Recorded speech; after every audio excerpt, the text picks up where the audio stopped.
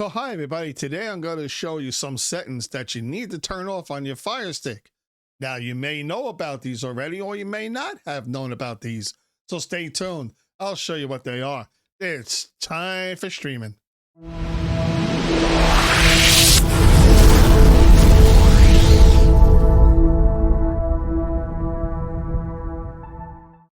So hi everybody and thanks for tuning in. I really do appreciate it. If you're new to the channel and you're liking what you're seeing, please click on that like and subscribe button. Ring that bell. This way you know when I go ahead and put up some more videos. And if you're a returning subscriber, thank you very much for dropping on back in. So here we are on the home screen of our Fire Stick 4K Max. Now if you notice on top, you have this big ad. Now if you go up to it, it'll automatically start playing a lot of times, and also the sound will come in and it's just annoying. So the way to go ahead and stop this is to go over to the gear or the cogwheel, click on it. Now come on down to preferences. Once you come down to preferences, you want to click on featured content. Allow video autoplay. Click it, turn it off. Come down to the next one, click it, turn it off. That's how you go ahead and you stop that from playing. So now while we're still in preferences, let's go ahead and click that back button on your remote. Let's go back up to the top. Let's go ahead and check out privacy settings. Go ahead and click it. Manage sharing from apps. Go ahead and click that. And you want to turn it off. Okay, make sure you turn this one off. You can read on the side what it does. I don't want to bore you by reading it. So just check it out, but turn it off. Click the back button. Come on down, stored email address. You can do that if you want. Device usage. You want to go ahead and click it and make sure it's off. If yours is on, make sure you turn it off. Comes up, turn it off. Come on down. Collect app data. Make sure you turn this off too, okay? If it's on, turn it off. Comes up again with a message, turn it off. Featured ads, we just already went ahead and turned it off, which is really good. That's what you want to do. Click that back button on your remote. Let's go over to data usage monitoring. Click on it. Make sure it's off. Still watching?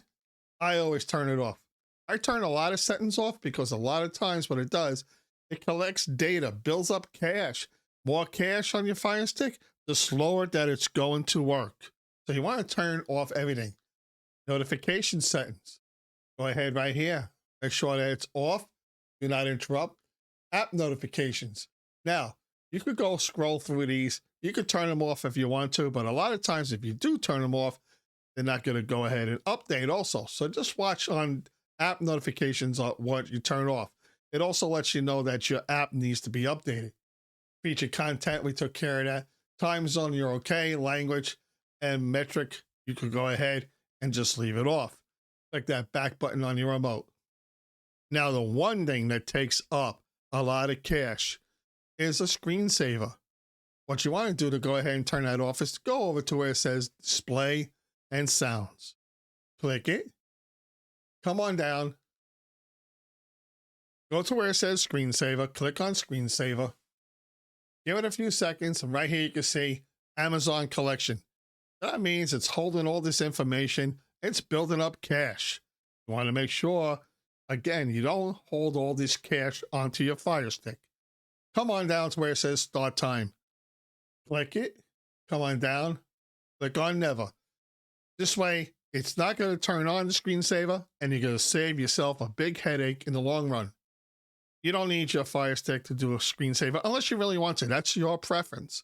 I'm just showing you how you could go ahead and keep your Fire Stick running really smooth without bogging it down. Once you're done with that, go ahead and click the back button. Let's go down to where it says applications.